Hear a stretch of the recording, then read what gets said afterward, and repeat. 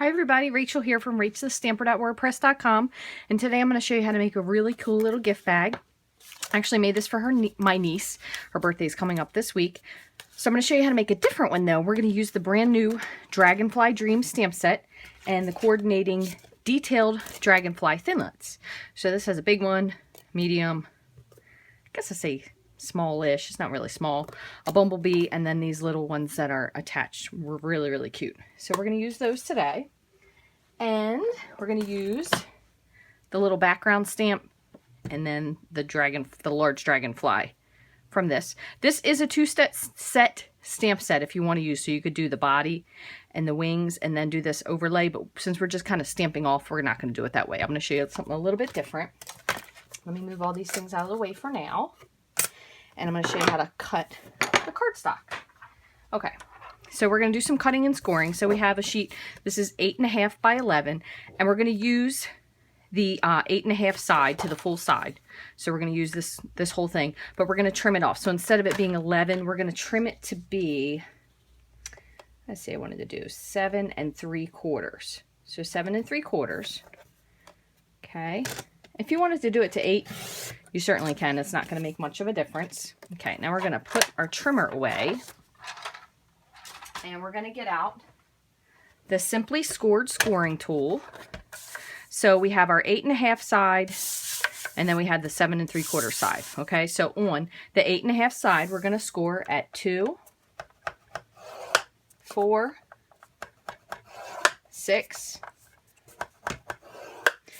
8. Okay, so our thing is going to be 2, 4, 6, 8, and then we have this 1/2 inch. That's how we're going to wrap it in. And then we're going to turn to one side or the other. Doesn't make a difference either one. And we're going to score at 2 inches. Okay, that's going to make the bottom of our box. All right, so that's it. Now, before we get to scoring and cutting, what we're going to do is we're going to go ahead and decorate this. Okay, so I'm going to get out some Bermuda Bay ink, and I'm trying to think what'll look pretty with this. Maybe we'll do a little bit of smoky slate, okay? So we're going to go ahead and stamp just these little dots. I don't really know what they are, little decorative bubbles. We're going to just stamp randomly. I'm going to stamp these dots with the gray. Okay, or smoky slate, sorry about that. And you don't really need like a specific pattern, but just something, fill in some spots. Okay, we'll put that on the side. And now we're going to go ahead and get our Bermuda Bay. And we're going to do our Dragonfly in Bermuda Bay. So since these are photopolymer, it's very easy to see where you want your stamp and where it ends up. The only thing is, since these are photopolymer, we're going to let them sit for a minute before we take it off. Okay, so same thing, we'll just do a couple more. And these can overlap the sides because then they're just going to kind of wrap around on the little box that we create. Do another one here. And maybe just a little wing and a tail.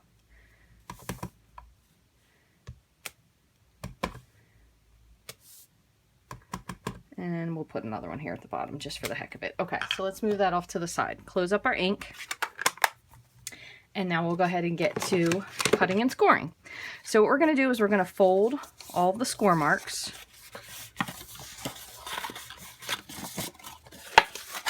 Just like so. And go ahead and get your bone folder out and give them a nice crease.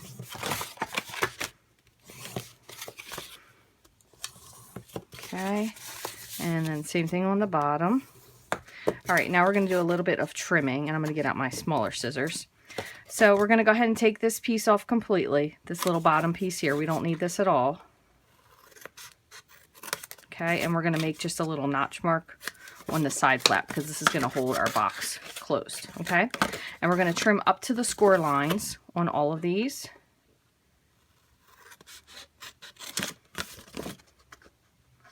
On all 4, or 3, I guess we'll make 4. Okay, and then what we're going to do is we're just going to kind of figure out where the back is going to be. So if that's where our box is going to close, I would say either this will be or this will be. So what we're going to do is we're going to give the rest of these a little bit of a trim just so they close a little better. You can cut the end off a smidge. Same thing on this one. Just trim up just a hair. Same thing here. Okay, trim off. Trim off. All right, and then just a hair, tiny little trim here. You don't want to make it not square, but just so it lays very nicely. Okay, just like that. Okay, so that's it. Now we're going to take some fast fuse and we're going to run it along this one little lip. Oh,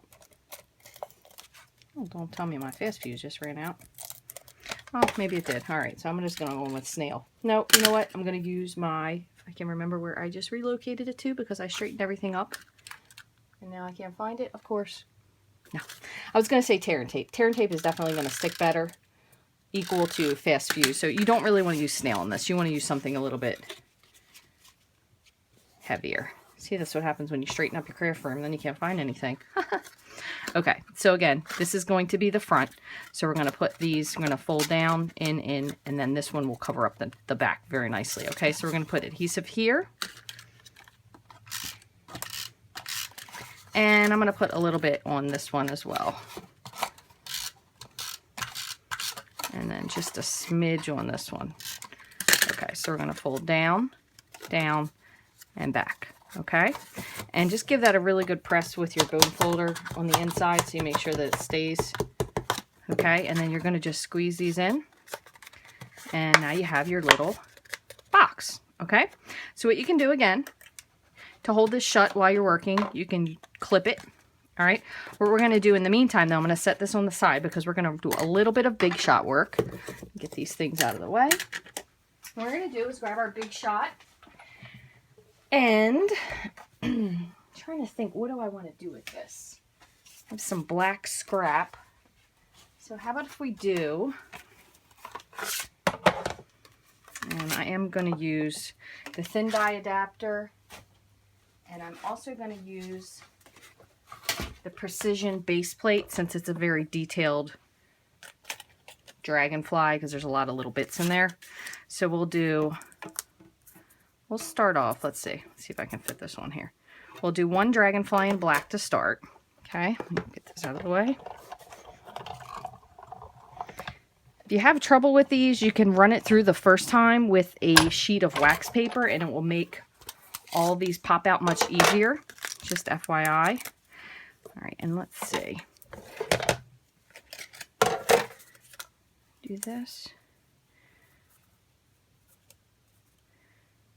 Let's try, we'll try that one more time. I'll do another black one and then we'll do one more in something different.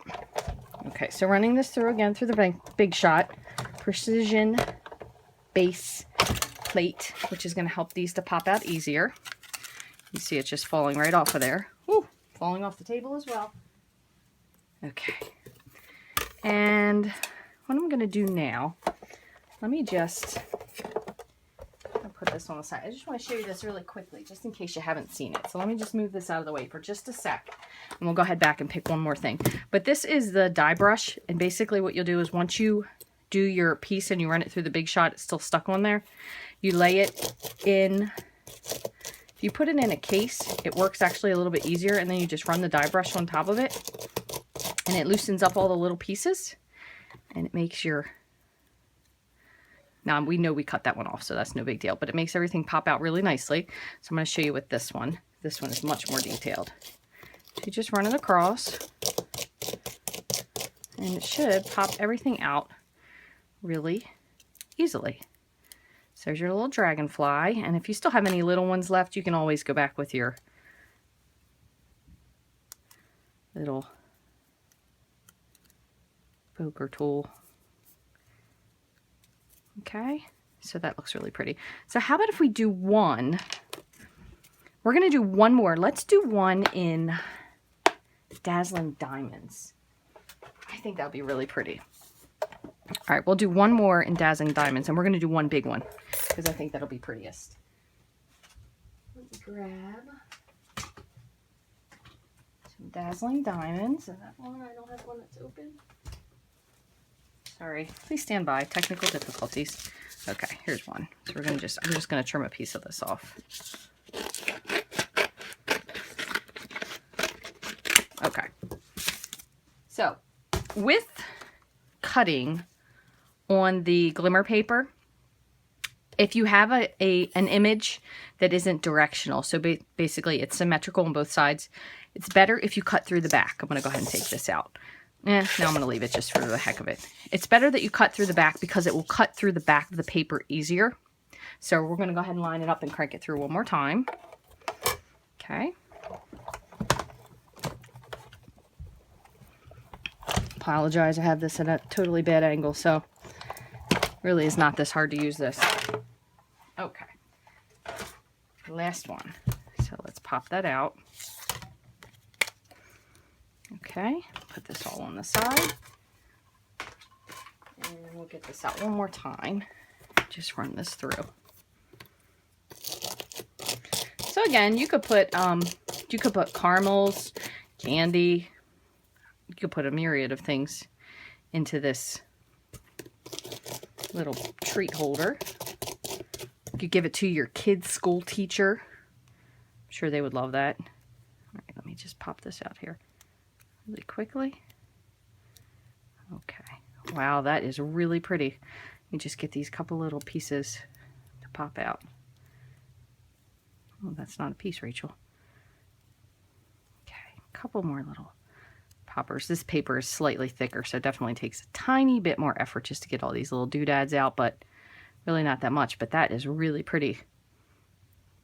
Okay, so let me move this stuff out of the way, and we'll go ahead, and then the great part is all your little scraps are saved in there so you can clean up later. Move this out of the way. So we're going to just go ahead and add this to our bag. So we'll add, I think I'll add like one here, one here. You could even put like one behind the other. That would be really pretty too. One behind the other. So we're going to put this on the back side. So I'm going to just trim off this little last dragonfly. Just cut his end off since he's only half a dragonfly. That's kind of morbid. All right, and what we're going to do is I'm going to adhere him. You could either use mini glue dots. You could use the fine tip glue pen. You could use snail if you wanted to get out your silicone mat. That will work perfectly well also. But I'm going to use the fine tip glue pen. And we're going to just put a little bit of glue. Don't need a lot. Mainly on the bodies. Okay, set this on the side. And we'll just stick that right to it. You just have to hold it for a second so it gets a grip.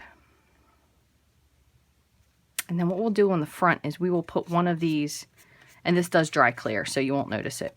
We'll put one of these flat, and then we'll put one up on a dimensional. I think we're going to put Mr. Sparkly here up on a dimensional because that one is super fun. So I'm going to just use a little, look, I already trimmed a couple of them, a little edge piece of my dimensional to put onto the back of the dragonfly. It should fit right in his body nicely. There you go. If you feel like you want another piece, you could always put one there, but I think we're safe with just one. And I'm going to just put a little bit of the, again, the fine tip glue pen. Put a little bit on the tail as well. Do want to make sure we cap that off, because if not, it will dry out and you'll be sad, because then you won't have anything to put your little detailed things on. Now you could like bend the wings up a little bit if you want to make it look like he's flying, whatever you'd like, but give him a good hold for a second. And then we'll go ahead and put this other one up here as well. Pop him on there. I am going to get rid of this gold clip, and I'm trying to decide what is it that I want to do. So maybe, let's see if I use the punch. If we punch, we'll do one on each side. Let's see what that looks like. Oops. There's one. Yeah, that looks good. And then I'm going to close it so I can line it up. I don't want to punch through any more than 2 pieces at a time. It's just not good for the handheld or the regular punches. So we'll go ahead and let that go through. Now, if you wanted to, you could just tie it like one-sided. You know, just have like a one little clip over here. That would be cute as well. But I'm going to go ahead and do a double side. So I'm just going to eyeball this again and pop another hole in. Okay. get that out. And now one more time, I'm going to just line this up just so I can match my hole back up. Pop that in the hole and squeeze. Okay, so just like that. So now what we're going to do is we're just going to close this off with a little bit of ribbon, and let me see what I have handy. Of course, I wasn't prepared for this part because my name is Rachel, and sometimes I don't prepare for things the way I think I should. What is this? Pool Party. I think this is a stitched satin ribbon. That'll be pretty. We'll use this. I'm pretty sure, 99% sure this is still current in the catalog. Haven't even used this before. Okay, so let's pull off a nice size piece. And what we're going to do is we're going to thread this through, and then we'll trim it once we see how long it is. Go ahead, pull it through the back. Obviously, you want to make sure you put your treats in before. Pull it through the front. Okay, and we'll just tie this down. Let me just put a loop here, and then we'll close it. Close it just like that. Tie a little bow.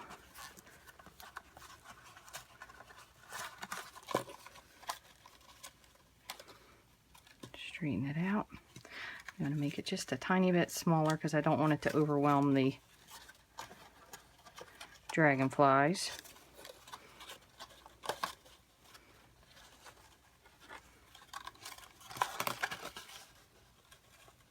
Okay, so let's just trim this off. Oops, it's just the edge.